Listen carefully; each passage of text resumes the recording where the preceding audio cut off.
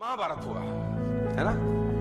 महाभारत में एक एपिसोड है बहुत शानदार जो बहुत कुछ सिखाने के लिए है, और आप साथ लेके जाइए जितने लोग ऊपर बैठे हैं, जितने लोग नीचे बैठे हैं। महाभारत में एक एपिसोड हुआ कि उसमें एक मार्मिक टच है। हालांकि तो युद्ध हुआ तो दोनों तरफ से लोग मरे। 18 अक्षौणी सेना थी। 18 अक्षौणी।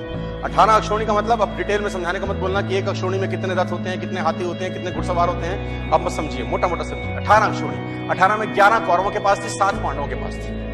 मतलब पांडवों की सेना 7 अक्षौणी थी और कौरवों की सेना 11 थी। उनकी फालतू थी, कोई दिक्कत नहीं। बहुत लोग मरे, करीब करीब 1 करोड़ लोग मरे महाभारत के युद्ध। 1 करोड़ लोग उस जमाने के, पॉपुलेशन तब भी थी। हमको रोते रहते हैं 100 करोड़ हो गए, तब भी साला 1 करोड़। सो उसमें एक मार्मिक एपिसोड है। मार्मिक एपिसोड यह है कि अभिमन्यु वध उसका सबसे मार्मिक एपिसोड है। अभिमन्यु को घेर के मारा गया। वो युवराज, एक युवक लड़का जो धनुर्धर था अपने पिता अर्जुन की तरह, उसको घेर के मारा गया उस प्रॉब्लम, और सबने मिल के मारा। और उसके अंदर कौरव पे सब बड़े से बड़े लोग थे। सब बड़े से बड़े लोगों ने अभिमन्यु को घेर के मारा। आपने ये जानकारी सुनी होगी, देखी होगी, कही होगी, कहीं ना कहीं पढ़ी भी होगी। लेकिन उस पर्टिकुलर एपिसोड में जो विलेन बना उसका नाम था जयद्रथ। उसने अभिमन्यु वध तो नहीं किया, लेकिन मरे हुए अभिमन्यु को लातों से मारा। जयद्रथ ने मरे हुए अभिमन्यु पे लात मारी। वध में शामिल नहीं था, लेकिन उसने मरे हुए अभिमन्यु को लात मारी। और इतिहास ये बोलता है कि जब अभिमन्यु वध हो रहा था तो अर्जुन अवेलेबल नहीं थे वहां पर, कहीं और गए थे, किसी और युद्ध में थे। लंबी कहानी, उस पर नहीं जाता, लेकिन जो story of moral of the story है वो समझाना चाहता। जब अर्जुन लौट के आए भगवान कृष्ण के साथ, तो उसको पता चला कि मेरे बेटे अभिमन्यु का वध हो गया। लेकिन उसको दुख इस बात का नहीं था कि मेरे बेटे का वध हुआ। बोला तो रण क्षेत्र में योद्धा तो वीर गति को प्राप्त होते ही हैं, लेकिन उसको दुख ये हुआ कि मरे हुए को जयद्रथ ने लातों से मारा। उसने अंजलि में पानी लिया और ओथ ली। शाम को पहुंचा था कि अगले दिन सूर्यास्त से पहले अगर जयद्रथ का वर्ण नहीं कर दूंगा तो अपने आप को जला डालूंगा,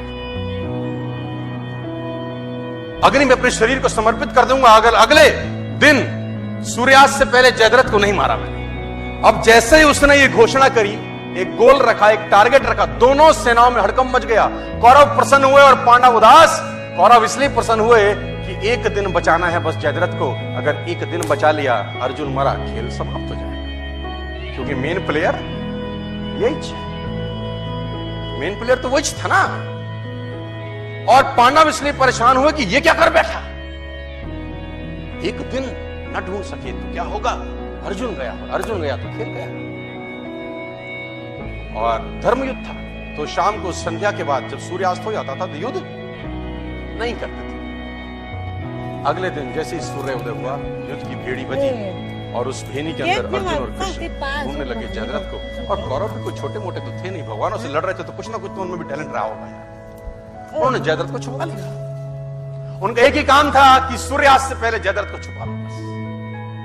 और दिन चढ़ने लगा, सांसें चढ़ने लगी, और जैसे जैसे दिन निकलता रहा कौरव और प्रसन्न होते गए और पांडव और उदास। दोपहर निकल गई, युद्ध एक तरफ चल रहा था और अर्जुन और कृष्ण का रथ एक तरफ दौड़ रहा था जयद्रथ को ढूंढते ढूंढते ढूंढते ढूंढते। और आखिरकार वो समय आया जब सूर्यास्त होने को ही था और जयद्रथ अर्जुन को नहीं मिला। सब थक हार के बैठ गए।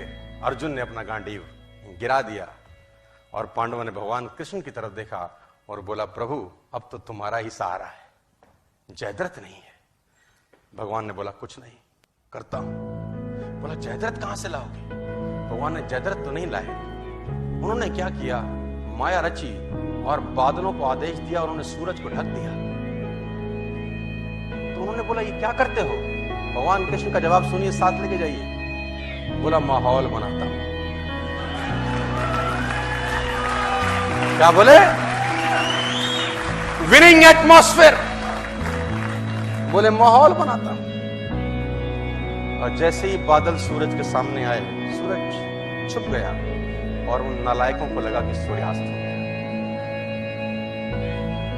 बेवकूफ अपनी बेवकूफाना बातें बहुत जगह दिखा देते हैं। कहते हैं ना, गधे के सर पे सींग नहीं होते। वो अपनी हरकतों से बताता है कि मैं गधा हूं। जैसे ही सूर्यास्त लगा, जो कि हुआ नहीं था, कौरवों ने जयद्रथ को आगे कर दिया। मन तो कर रहा है उनको ऐसी गाली दूं स्टेज पर, इस सालों घंटा 2 घंटा कौन सी चूल मचा रही थी तू।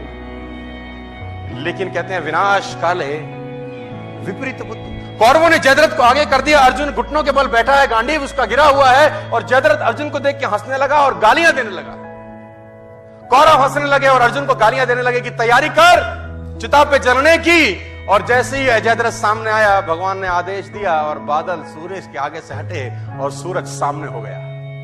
और जब सूरज सामने हो गया तो अर्जुन भौचक्का सा दिखा, ये क्या है।